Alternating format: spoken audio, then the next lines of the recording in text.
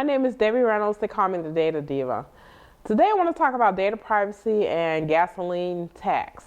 So, as we see around the world, and especially in the U.S., as people start to use more electronic vehicles, certain states and municipalities are concerned about the losses in tax that they receive when people use gasoline. So gasoline taxes are used to repair and maintain roadways.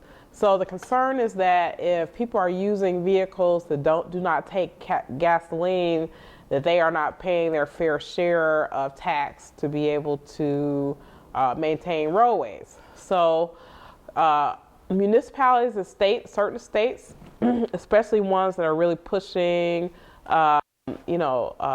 electronic vehicles, are really pushing this thing, what's called road usage laws. So trying to find ways to use technology to track and tax automobiles or vehicles that do not use gas in the same way and right now are not paying that gas tax. So some of the creative ways that we see municipalities thinking about this, possibly using things like RFID readers on license plates, maybe things that are tracking, like transponders like you use when you go on a tollway that's electronic, and other types of GPS tracking and technology.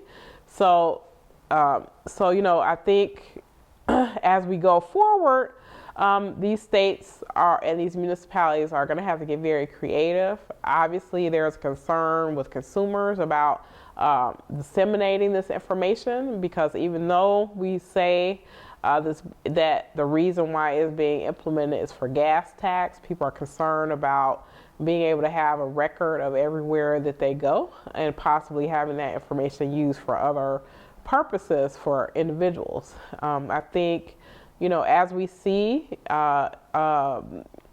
organizations or even, municipalities start to maybe lose revenue on maybe things that they had thought that they would always get taxes for, we're going to start to see them try to come up with more creative ways to be able to replace that revenue. And a lot of that revenue will come from some type of tracking of some sort.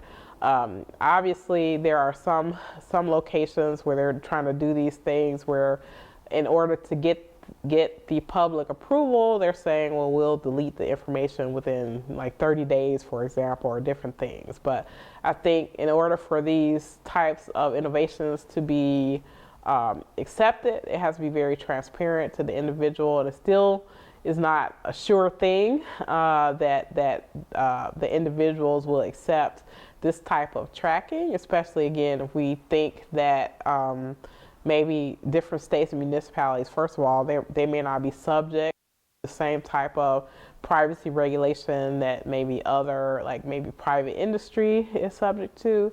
And then also it's not clear, what are the guardrails? So what is not acceptable use for this type of information, and how that will go forward. So I think this is really interesting. I read this article in Forbes recently, and I never thought about that connection. But as we see more things that are connected to the internet, more things that have some type of technological capability, we always have to look forward to what the privacy implications will be, and what, not only the implications, but what are the benefits to the individual, not just to a state or to a municipality.